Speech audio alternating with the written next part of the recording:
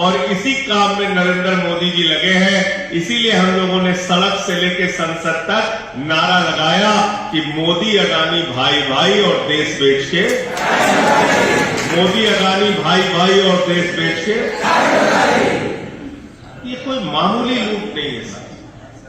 किस तरीके से इस देश को लूटा जा रहा है, किस तरीके से भ्रष्टाचार किया जा रहा है।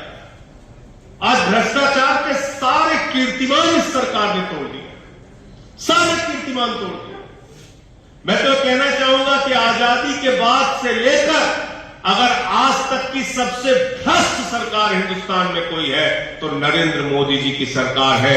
देश की सबसे भ्रष्ट सरकार नरेंद्र मोदी की सरकार। और इस बात में क्यों कह रहा हूं, क्यों कह रहा हूं ये बात? अब तक आपने सुना होगा घोटाला 2000 करोड़, 4000 करोड़, 68 करोड़, 70 करोड़। इन्होंने क्या क्या घोटाला किया? 38 फर्जी कंपनियां अडानी और उसके भाई ने मिलकर विदेशों में बनाई।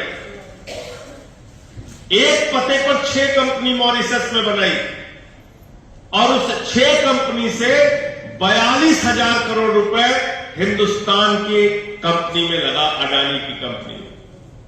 अगर 10वीं के बच्चे को बोल दिया जाए कि बताओ इसमें भ्रष्टाचार हुआ कि नहीं हुआ, वो भी बता देगा। मॉरिशस में एक पते पर 6 कंपनी, उसमें कर्मचारी कितने पता नहीं, उस कंपनी की आमदनी का जरिया क्या है पता नहीं, वो कंपनियां बनाती क्या है पता नहीं, और उन कंपनियों से उठाकर 42,000 करोड़ रुपए अडानी की कंपनी में लगाया गया, हिंदुस्तान में लगाया गया।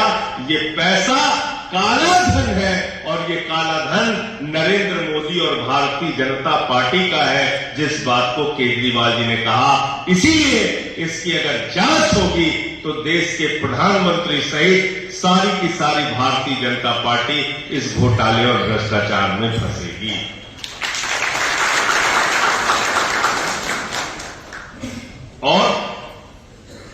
और क्या करते हैं लोग? एक तरफ पूंजीपतियों के लिए सारी योजना है। आपको मालूम है 11 लाख करोड़ रुपए चंद पूंजीपतियों का माफ कर दिया। 11 लाख नहीं, 11,000 भी नहीं, 11 लाख करोड़ रुपए चंद पूंजीपतियों का माफ कर दिया है सरकार ने।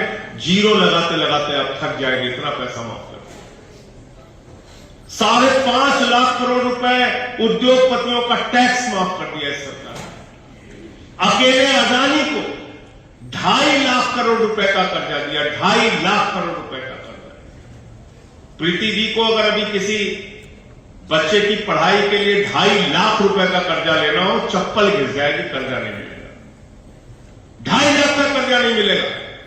अकेले अडानी को नरेंद्र मोदी जी की सरकार ने 2.5 लाख करोड़ रुपए का कर्जा दिया। 86,000 करोड़ रुपए का कर्जा माफ किया अडानी का। अडानी को ऑस्ट्रेलिया में कोयले की माइनिंग दिलवाई, अडानी को बांग्लादेश में पावर प्लांट दिलाया, अडानी को पूरे दुनिया में ठेका दिलाने का श्रीलंका में पावर प्रोजेक्ट दिलाया। अब देश के प्रधानमंत्री हो कि ठेकादारी का काम कर रहे हैं? बताओ, आप घूम घूम के ठेके दिला रहे हैं? आप प्रधानमंत्री हो कि आप सेल्समैन बन गए? आप बताइए, 2.5 लाख करोड़ का कर्जा, 86,000 करोड़ का कर्जा माफ, और वो व्यक्ति क्या कर रहा है? दुनिया में 38 फर्जी कंपनियां खोल के लाखों करोड़ रुपए अपनी कंपनी में लगा रहा है भारत के लिए। अब आप पूछेंगे इसका क्या फायदा और नुकसान है?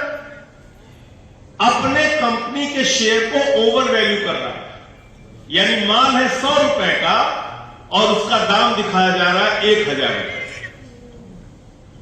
अपनी कंपनियों के शेयर को जानबूझ के बढ़ा रहा है, फर्जी तरीके से बढ़ा रहा है, और जब शेयर के दाम बढ़ जा रहे हैं तो बैंकों में जा रहा है और बैंकों से कर्जा उठा रहा है। मतलब समझ गए?